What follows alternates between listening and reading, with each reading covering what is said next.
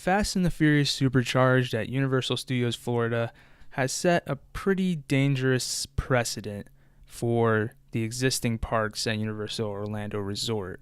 This precedent, of course, having to do with the types of rides we can expect to get in the future at the existing parks at the resort.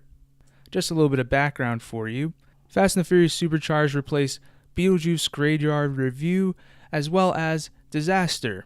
The big reason why Disaster had to go was because not that many people were really riding it. It has crazy high operating costs because of all the special effects in the ride, and it took up quite a lot of space.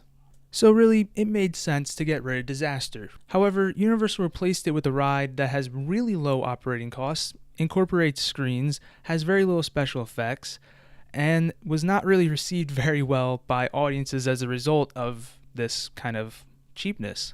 So why would Universal do this? Why would they cheap out on this ride? I understand they want to cut operating costs. I mean, every company wants to try and do that to the best of their ability, but why did they need to cut it that much? Why get rid of two attractions, one that had really high operating costs, and then just make one ride that has really, really low operating costs and really its only focus is on capacity?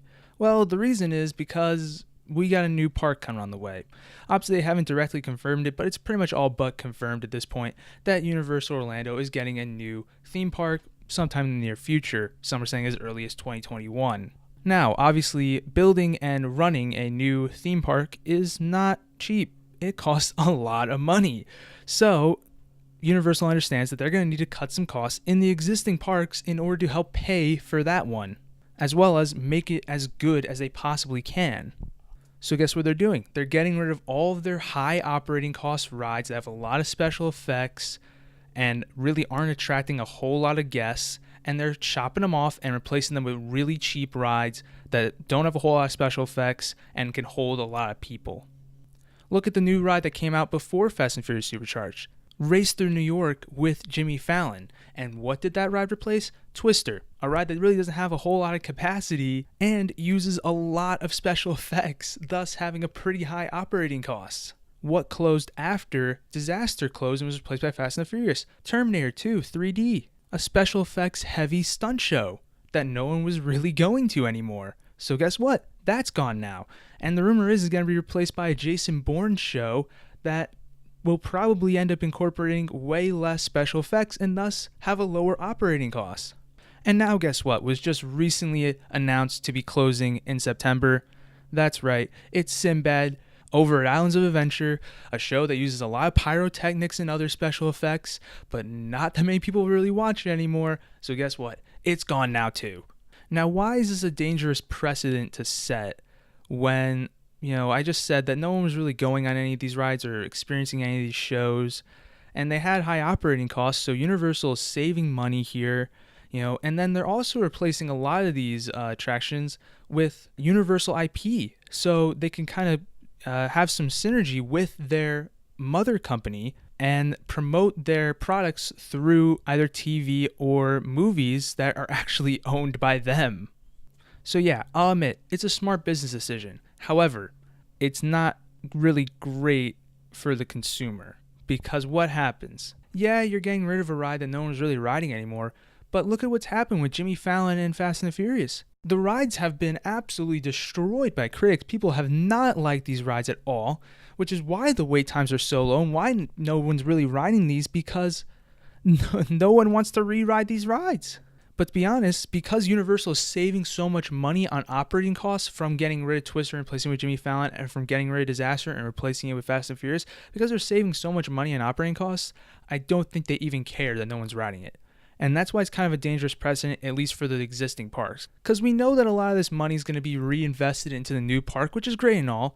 However, for the existing parks, the quality is going to end up going down there because we're going to lose a lot of rides that have high operating costs and get replaced with rides that don't have high operating costs and most of the time are not going to be good. I mean, the two other times they've done this so far, it has not been good. Now, of course, we look way back to 2012 when Jaws closed. That was, of course, a ride that had tremendous operating costs, which is why it was closed. But it was replaced by Harry Potter, which obviously there's a lot of operating costs to run that whole land that they put there. But you gotta remember, it's Harry Potter. They're going to go all out on Harry Potter. Jimmy Fallon and Fast and the Furious, they're willing to cut costs there, right? And obviously rides like Terminator 2 3D and Sinbad, they probably aren't going to get replaced with huge properties that they're going to want to go all out for. So what does this mean for any ride that closes or any new ride that comes between now and when the new park opens at the existing parks that we already have? Well, it pretty much means that chances are we're going to end up getting rides that really aren't very technologically advanced and probably aren't super good. I mean, I absolutely think it's possible to make a ride good or even great with low operating costs. It absolutely is possible. But, seeing what happened with Fast and Furious and Jimmy Fallon, I'm just not 100% sure it can be done. I mean, you see the amount of effort that went to the queue on both of those rides. The queue is the best part of both of those rides, right? Like, they tried their best to make it as good as possible because they knew that they really couldn't do too much with the ride because they were limited on how much they can make the operating costs. But, they tried to use whatever extra budget they had to put it into the queue and try and make that good. And they did make the queues good, but, couldn't make the ride good, unfortunately. So what other rides that have high operating costs could potentially go in the future? Well, Men in Black, Revenge of the Mummy, Toon Lagoon, those seem like the most likely options of rides that have a lot of operating costs. On top of this, most of those rides tend to have lower wait times. Sometimes they will have high wait times, like especially the Toon Lagoon rides during like hot summer days, but a lot of these rides don't typically have super high wait times, which could indicate a low number of guests actually riding these rides, which was a big reason why Twister and Disaster went. So we could very well see these rides going despite them being immensely popular with guests.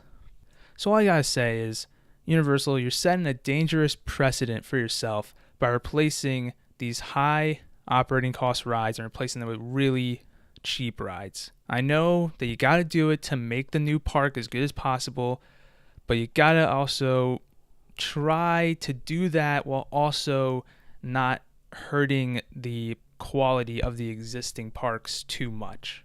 So I'll leave you with that, and I will see you guys next time. Peace.